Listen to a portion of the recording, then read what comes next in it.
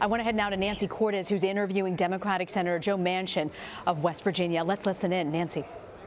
Rena, as you can imagine, this came as a huge surprise on Capitol Hill, and I am joined now by West Virginia Democrat Joe Manchin. Senator, did you have any advance warning that the president was going to take this step? No, as I was walking up for the interviews, John looked over at me and he started saying, "Oh my goodness," and he looked at his phone and he says, "They just fired Comey."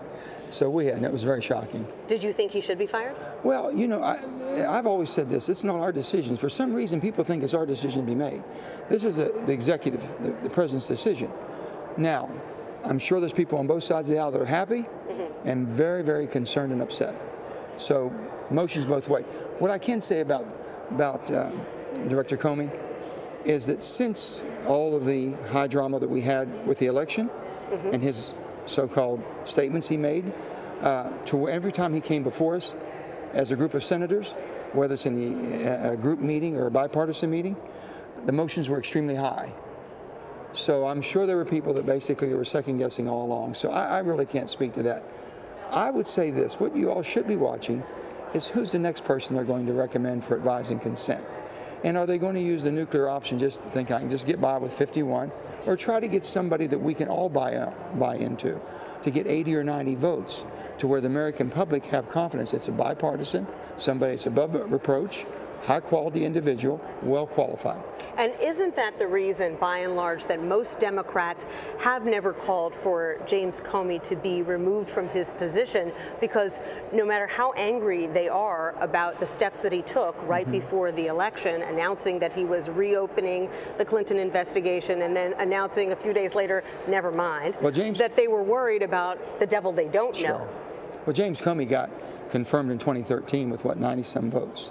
So it was unheard of, okay? So he did that. He reached that bar, now saying that basically he still has the confidence of being an ultimate professional. He's always had that confidence. On both sides have found him to be. With that being said, has he been compromised to where the American public believe? I don't know what. I think the quicker that the president or his staff can give us transparency to the decision, other than the letters we've just seen going back and forth from Attorney General Sessions to the president and the president's recommendation. I can't speak to that, but they're going to have to basically give confidence that we're moving forward. I can give you confidence as a member of the Intelligence Committee, the Senate Intelligence, that we will do our job. This is not impair us or impede us from doing that. Your Democratic colleague, Bob Casey of Pennsylvania, put out a statement a short time ago calling this move by the president Nixonian. How worried are you that the president will now appoint someone to head up the FBI, which is currently investigating Trump associates and their possible connections to the Russians? How worried are you that the president will appoint someone who is loyal to him and can't be impartial? Well, that person has to be confirmed by the Senate.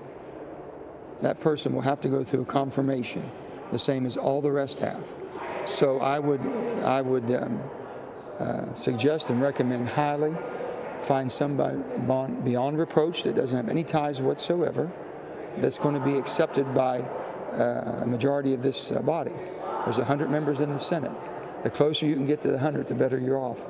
Do you agree with the sentiment that this was a Nixonian move, that the president was basically looking to move someone who was actively investigating his circle out of the way? I'm old enough to remember the Nixonian move as we speak, and it didn't come out so well for President Nixon at that time.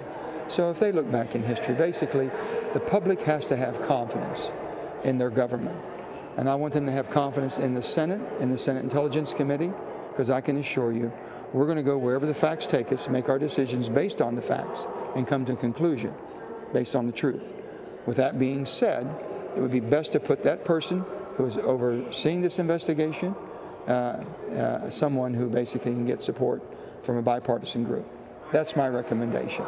We'll see what happens. Senator Manchin, thank you so much for joining us on what is a very momentous evening. It's a very interesting evening. Thank you. We'll be watching. Yes, and he's supposed to testify before the Intelligence Committee. We look forward to that. That'll happen. It could happen this week. And it's the same as Sally Yates. Neither one are employed by this administration, but both very valuable to this investigation. Thank you so much, Thank Senator. you. And what will be so interesting to watch, Rena, is whether the now former FBI director can actually be more candid when he meets with senators now that he has left the federal government. Absolutely. We're looking forward to hearing exactly what he has to say. Our Nancy Cordes, chief congressional correspondent, joining us now from that interview with Senator Manchin of West Virginia.